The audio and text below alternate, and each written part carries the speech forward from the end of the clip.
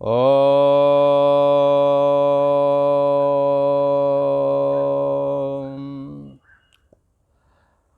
अखण्डमण्डलाकारं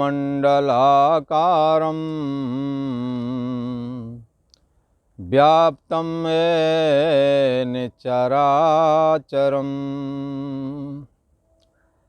तत्पदं दर्शितं येन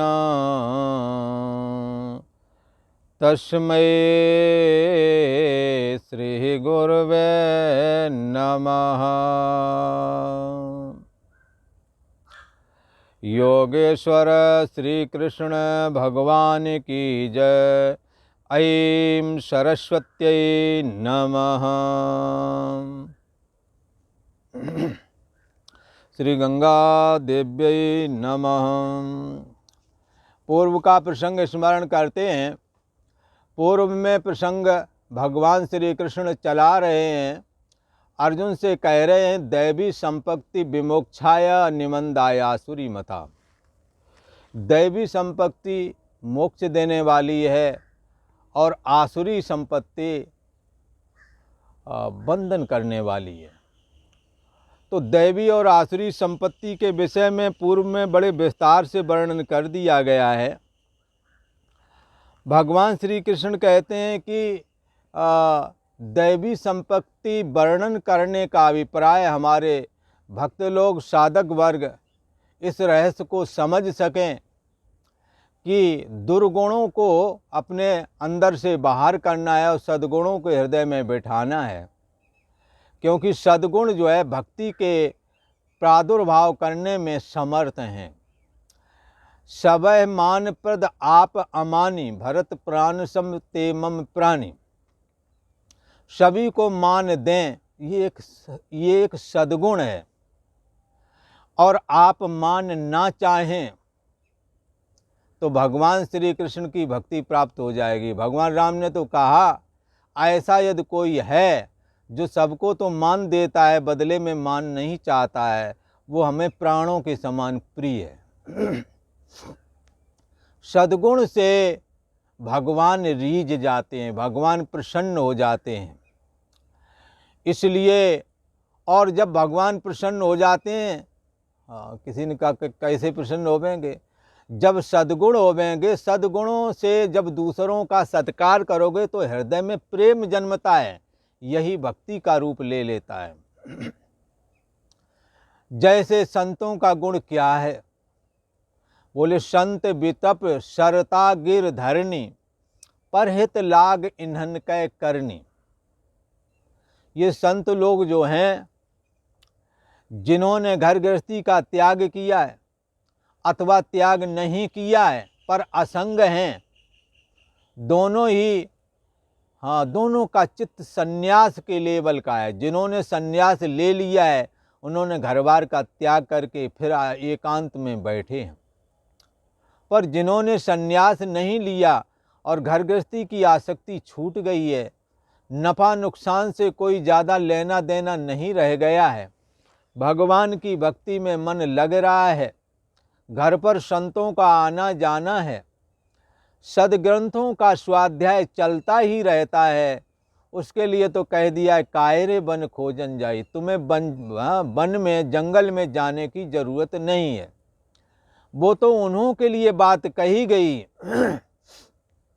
बचपना बिता दिया, जवानी बिता दी, पर अभी विषय लोलुपता नहीं गई। बुढ़ापा आ गया, लोलुपता नहीं गई। होय न विषय विराग भवन बसत भा चौथपन। हृदय बहुत दुख लाग जन्म गयो हरि भगत बिन। जिन्होंने वृद्ध जवानी तो बिताई, वृद्धावस्था भी बीती जाती है, उनसे कहा अरे तुम नहीं छूट सकते क्योंकि तुम्हारी विषय लोलुपता नहीं जा रही है। होय न विषय विराग, तुम्हारे को ऐसे वैराग नहीं होवेगा। बोलो फिर क्या करें? ये बात मंदोदरी ने अपने पति रावण को बताई थी। उन्होंने कहा कि हे राजन, तुम भगवान राम से शत्रुता का त्याग कर दो और सीता जी को उन भगवान श्री राम को सौंप दो, जो कि साक्षात इस समस्त ब्रह्मांड के एकमात्र ईश्वर हैं। और ये बात उन्हें बताई। तात राम ने नर भूपाला, भुवनेश्वर कालों कर काला। हे तात, ये जो भगवान राम हैं, इनको तुम एक मनुष्य राजा के रूप में ऐसा नहीं मानना। तात राम नहीं नर भूपाला, इस भुवनेश्वर 14 लोकों का एक ब्रह्मांड होता है, उसके ये ईश्वर हैं। कालहु कर काला, काल को भी ये खा जाते हैं, काल भी इनकी संरचना है, इसलिए इनके रहते काल का निर्माण हुआ, इनके रहते ये इन्हीं में काल लीन हो जाता है। संत कहें यस नीत दसानन, चौथे पन नप जाइए कानन। अरे दसानन, हमों संतों से ये बात सुनी है, जिन्हों को विषयों से वैराग नहीं हो रहा, लोलुपता नहीं हट रही है, उन्हें चाहिए कि चौथे पन जाही बन, चौथे पन जंगल को चले जाएं, एकांत देश को चले जाएं और परमात्मा का चिंतन करें। असनीत दशानन, ऐसी नीति है। चौथे पन नप जाई कान, राजा भी चौथे अवस्था में जंगल को चले जाते हैं, तो हमें आपको भी चले जाना चाहिए। पर मेरे को लगता है तुम्हारे अंदर विषय लोलुपता अधिक है, देखो तो सही, तुम पराई स्त्री लेकर के आए हो। इसलिए भगवान राम के साथ तुम विरोध त्याग दो, इनकी सीता वापस कर दो, और चौथे पन आ गया है हमारा, अब चलो साधन भजन करते हैं। पर उस अभिमानी को ये बात अच्छी नहीं लगी और उन्होंने उनकी बात नहीं मानी। खैर वो विषय अलग है। कहने का मतलब ये है, कर्णधार सतगुर दृढ़ नावा, दुर्लभ साज सुलभ कर पावा। अगर कर्णधार गुरु महाराज की कृपा है, कोई सदगुरु मिल गए हैं और उन्होंने रास्ता बता दिया है, घर में रहते हुए भी घर से अलग हो गए हो, सब काम करते हुए कर्म की आसक्ति चली गई है और सदग्रंथों का स्वाध्याय आदि कर ही रहे हो, भगवान का नाम जप ही रहे हो, तो कायरे बन खोजन जाए। चित्त की एकाग्रता परमात्मा में हो जाए, एकाग्र मन परमात्मा में प्रवेश करने के लिए समर्थ होता है। ये निर्दोष और सम मन निर्दोष परम ब्रह्म परमात्मा में लीन हो जाता है। पर तुम्हारा मन निर्दोष और सम घर पर ही हो गया, कायरे बन खोजन जाए। अब वन में क्या खोजने जा रहे हो? यदि वन में भी जाते हो तो सतशास्त्र और साधु नाम समागम। सतशास्त्र और साधुओं की संगत यदि नहीं मिली वहाँ, तो जंगल भी हमारे लिए एक बोझ ही होवेगा। इसलिए जिन्हों को जंगल अथवा पर्वत की चोटी पर बैठ करके तपस्या करने का अवसर मिला है, उन्हों के जीवन में यदि कहीं सफलता आपको देखने को मिले, तो आप पाएंगे उनके बैक में, उनके पीछे साइड में शास्त्र चिंतन और साधु नाम समागम। शास्त्र का चिंतन होवेगा और संतों का समागम, संतों की कृपा में होवेगी उनके जीवन में। इसलिए मोक्ष का हेतु क्या है, ऐसा प्रश्न जब भगवान श्री वशिष्ठ जी महाराज से किया गया, तो उन्होंने कहा सतशास्त्र चिंतनम साधु नाम समागम। योग वासिष्ठ में ये बात बताई गई है। भगवान श्री कृष्ण कहते हैं कि कोई ऐसा यदि कहे कि आप ब्रह्म ज्ञान की चर्चा कर रहे हो, अब दैवी संपत्ति और आसुरी संपत्ति का निरूपण करने में लग गए हो, क्या कारण है? तो कारण यही है कि दैवी संपत्ति विमोक्षाय, दैवी संपत्ति मोक्ष देने वाली है, निमंदाय आसुरी मता। और ये आसुरी संपत्ति, आसुरी संपदा बंधन करने आ रही है, ऐसा भगवान श्री कृष्ण ने कहा। भगवान श्री कृष्ण कहते हैं कि दैवी संपत्ति का तो हमने विस्तार से निरूपण कर दिया है, अब आसुरी संपत्ति के विषय में जरा विस्तार से वर्णन करता हूँ। ये आसुरी संपत्ति वाले आसुरी संपदा जिनों के अंदर है, इनका कैसा जीवन होता है? प्रवृत्तिम चा निवृत्तम चा जना न विदुरासुरा न शौचम नापि चाचारो न सत्यम तेषु विद्यते। ये कैसे होते हैं? इन्हें क्या करना चाहिए क्या नहीं करना चाहिए ये भी मालूम होता नहीं, पर ये जब बात करेंगे तो ऐसा लगेगा जो हम जानते हैं दुनिया में कोई नहीं जानता। प्रवृत्तिम चा निवृत्तिम चा जना न विदुरासुरा। ये आसुरी संपदा वाले लोग प्रवृत्ति क्या निवृत्ति क्या करना, प्रवृत्ति का मतलब किस कर्म में प्रवृत्त होना है और किस कर्म में प्रवृत्त नहीं होना ये मालूम ही नहीं है, और सबको ज्ञान दे रहे हैं। अच्छा, और क्या कहते हैं? इनके अंदर शुद्धि भी नहीं, ना बाहर से शुद्ध रहते, ना नहाना न धोना, अंदर में राग द्वेष भरे बैठे हैं। इसलिए बाहर भीतर से शुद्धि नहीं इनकी हो पाती, राग द्वेष से दूषित चित्त होता है। और न आचारा, श्रेष्ठ आचार भी नहीं। श्रेष्ठ आचार कहते हैं कोई आया, बाहर से आ गया, आप बैठे हैं, उससे कहो हाँ भाई आ जाओ बैठो, पानी पियोगे चाय पियोगे। ये लोग इस तरह का आचरण भी नहीं करते, इनका श्रेष्ठ आचरण नहीं होता है आसुरी संपत्ति वालों का। कहो समाज में बैठे हैं, कुछ ऊट पटांग बकने लगे। कई बार भले लोगों की संगत में भी गाली देकर के बात करते हैं। इन्हें मालूम ही नहीं है कि ये आचरण श्रेष्ठ नहीं है।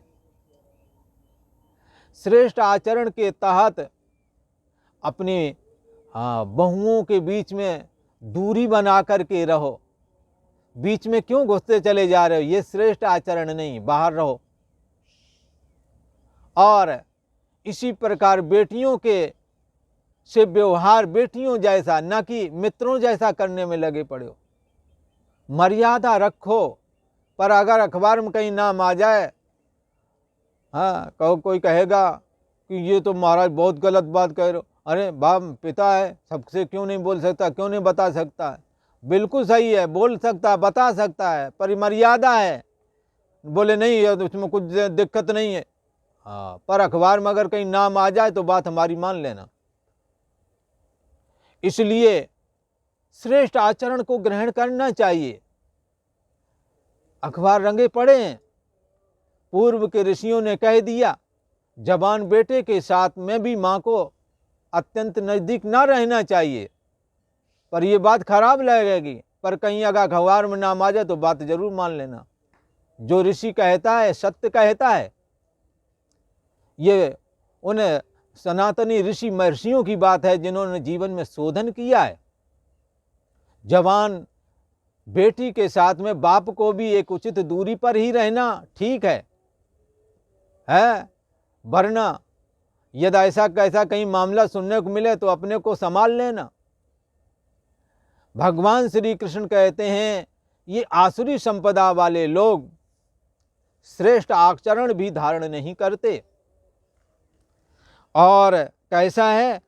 न सत्य भाषण करते हैं, जब देखो तब झूठ बोलते हैं, झूठ ही भोजन, झूठ ही लेना, झूठ ही देना, झूठ ही भोजन, झूठ चबेना।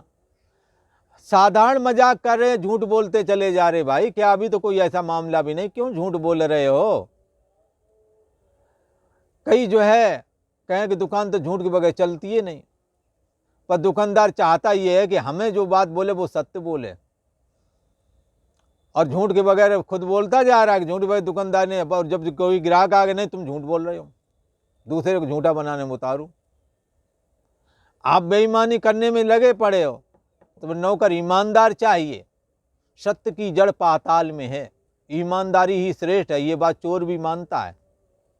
पर चलेंगे हम बेईमानी के रास्ते पर ही, इससे हमें बचना चाहिए। आसुरी संपदा वाले लोगों के अंदर ये बात नहीं हो पाती, लिहाजा उन्हों के अंदर भगवान की भक्ति का वास नहीं होता, और बगैर भक्ति के कहाँ से वैराग्य हो इस संसार से, और कहाँ से ये दुर्लभ गीता का ज्ञान प्राप्त होवेगा। इसलिए भगवान श्री कृष्ण ने दैवी और आसुरी संपत्ति का निरूपण किया, और आसुरी संपत्ति वालों का कैसा आचरण होता है ये बात उन्होंने बताई।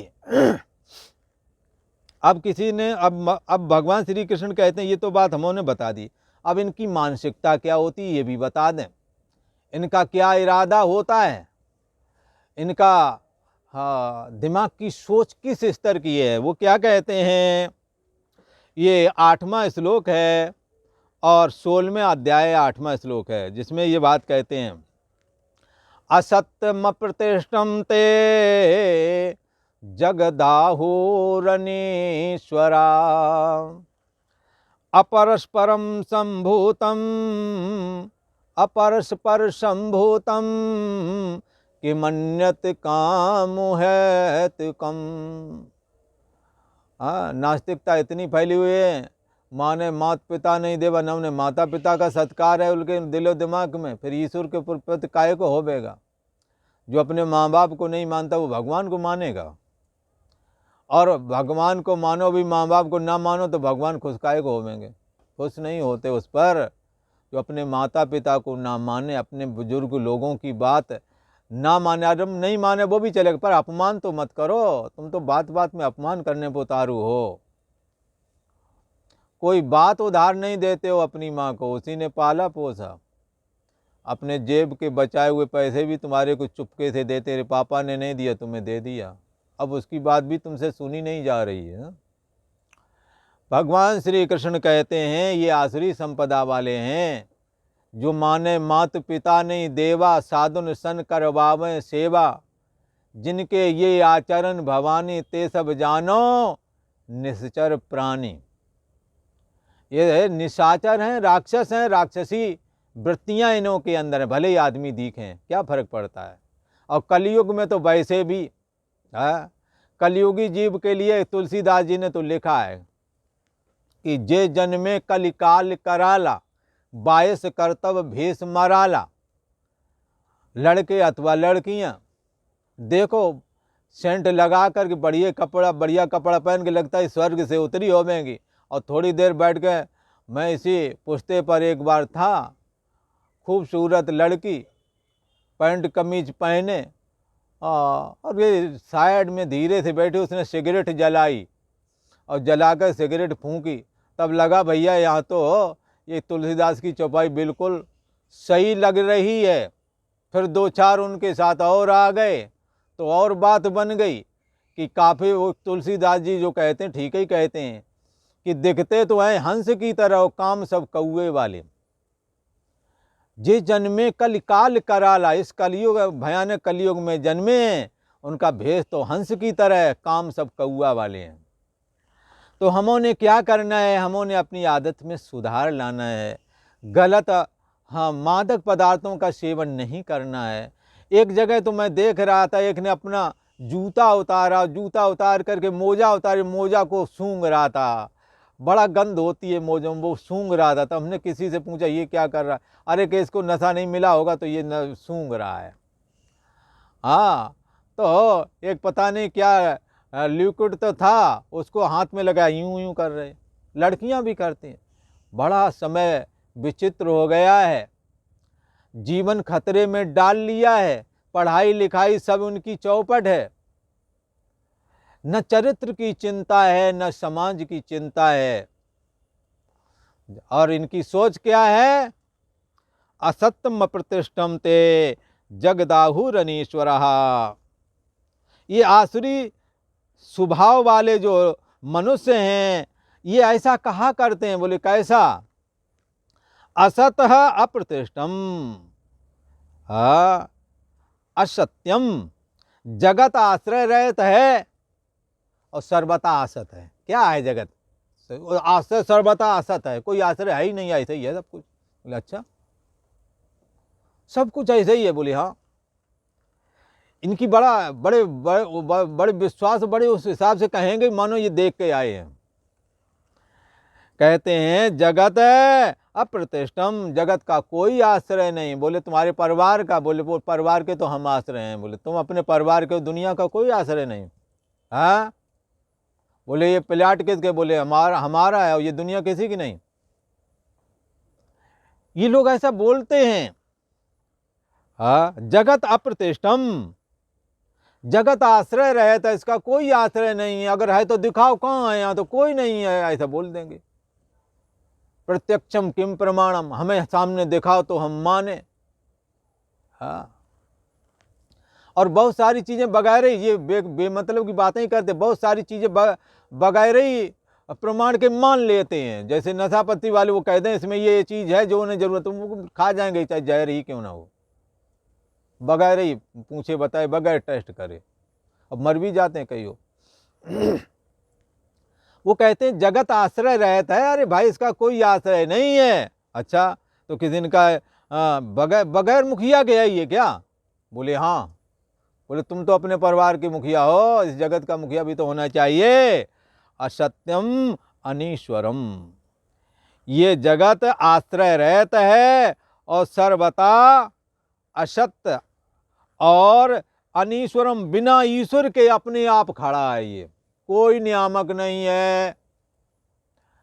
हाँ, परम स्वतंत्र, न सिर पर कोई, परम स्वतंत्र हैं हम सब लोग, हमारे सिर पर कोई नहीं है, जैसा मन में आता वैसा हम कर सकते हैं, ऐसा वो बोलते हैं। अच्छा, अब परस्परम संभूतम, तो किसी ने कहा जो वो चर्चा करे, भाई ठीक है ये जगत किसने बनाया? बोले ऐसे ये जगत किसने बनाया? बोले स्त्री पुरुष ने आपस में मिल गए, गर्भ रह गया, संतान पैदा हो गया, ऐसे हो गया जगत। प्रमाण भी उनके मिल जाते हैं तुरंत। अपरस्परम संभूतम किमन्यत काम है तुकम, स्त्री पुरुष के आपस के संयोग होने से ये जगत बन जाता है, इसके अलावा क्या कारण है तुम बताओ, ऐसा पूछ देंगे तुम्हारे से उल्टा, तो कोई जवाब। अब चूंकि ये शास्त्र की बात है और जब तक श्रद्धा विश्वास ना हो तो ज्ञान तुरंत, हाँ, कोई किसी को बैठा नहीं सकता है। हाँ, इसके लिए तो श्रद्धा विश्वास पूर्वक सुनो और धीरे धीरे वो समझाने वाला क्या समझा रहा है और किस दृष्टि से सोच रहा है, तुम भी उसी दृष्टि से सोचो। वो कौन सी बुद्धि है उसके अंदर की जिसके द्वारा इस जगत में एक परमात्मा दिख रहा है। वो किस तरह से सोचता है कि जगत को देखने वाला, जो जगत को देखने वाला इंद्रियां हैं, इंद्रियों को देखने वाला मन है, मन को देखने वाला बुद्धि है। यो बुद्धि परतस्तुषा, बुद्धि को कौन देखता है?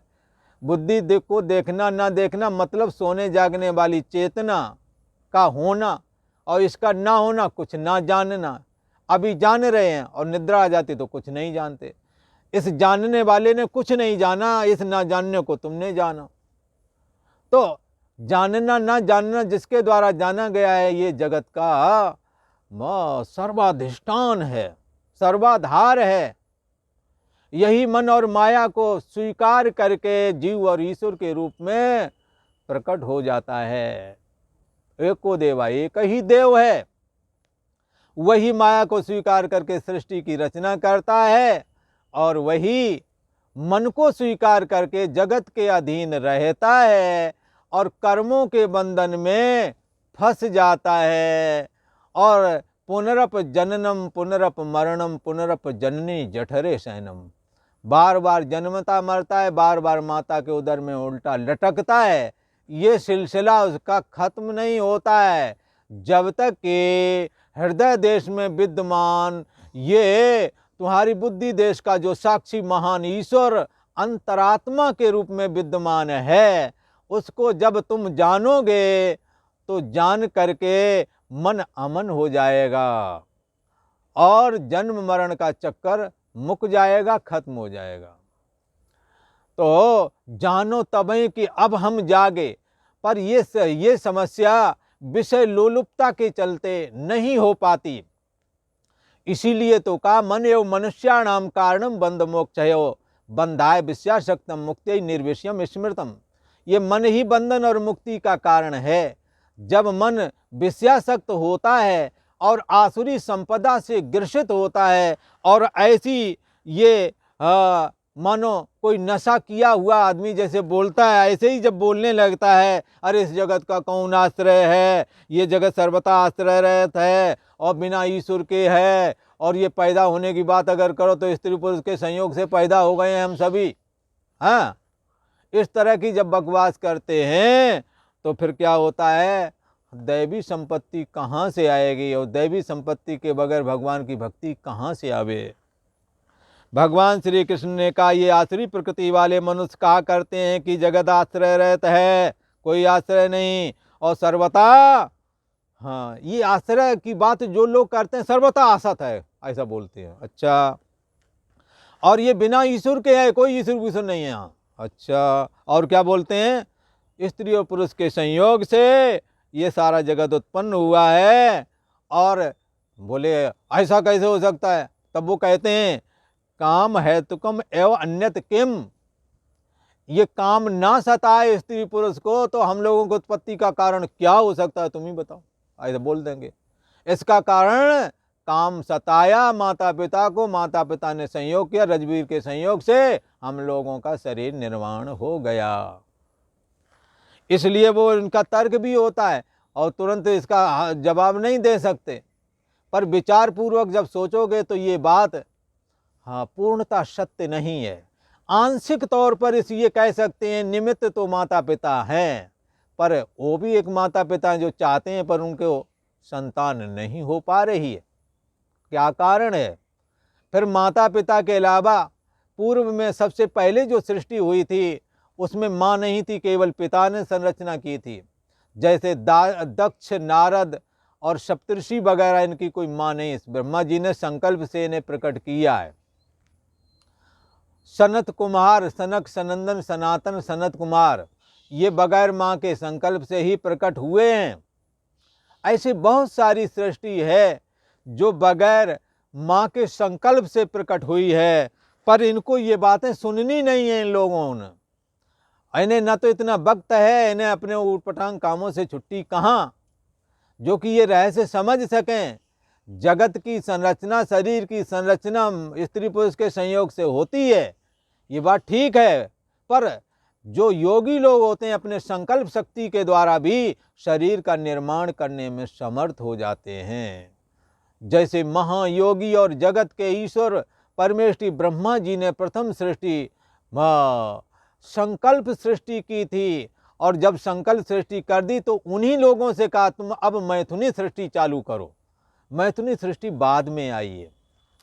भगवान श्री कृष्ण ने इस बात को बताया कि आसुरी प्रकृति वाले मनुष्य कहा करते हैं कि जगत आश्रय रहता है, और ये बात जो लोग कहते हैं नहीं इस जगत का आश्रय ईश्वर है, ये सर्वथा असत है, बिना ईश्वर के है ये, और स्त्री पुरुष के संयोग से ये सब हम सब उत्पन्न हुए हैं, केवल काम ही इसका कारण है, दूसरा नहीं। हाँ, ऐसा कहते हैं। और हाँ, आज इतना ही, और आगे का भगवान आसुरी स्वभाव वालों के जो आचरण हैं, ये कैसी आचरण करते हैं, ये बात उनका तो दिमाग में तो ये बात है, और जब इन दिमाग में ये बात है कि ईश्वर है नहीं, अपने आप ही है, इसका कोई आश्रय नहीं, तो हो जाएंगे ना स्वतंत्र, मनमाने आचरण करेंगे। तो क्या मनमाने आचरण उत्पात मचाते हैं, उनकी चर्चा आने वाली है, वो चर्चा अपन कल को करेंगे, कल वाले एपिसोड में। आज इतना ही। ओम शांति शांति शांति।